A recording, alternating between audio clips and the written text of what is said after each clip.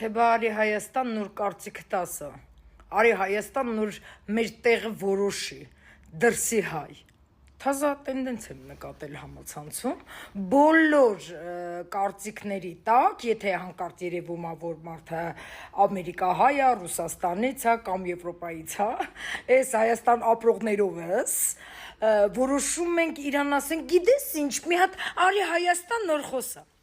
Բայց շատ ալմաղուած քրդի շունն ենք, էլի։ Հələ մի հատ եկեք խիղճներներս,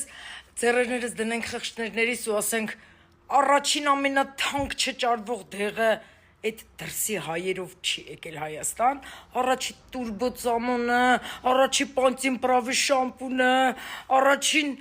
$100 անոցը կլոր, շատ շուտ մոռացակ ամեն ինչ, այդ դրսի հայն էլ ընտանիքի ամենաթասիբովն է եղել, որ տեսել է տան հացը պակասում ու թասիբա ունեցել դուրս,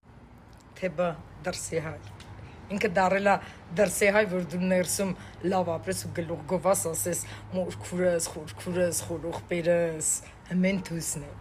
ինքը գնացել է դուսը, որ քո հարսանիքին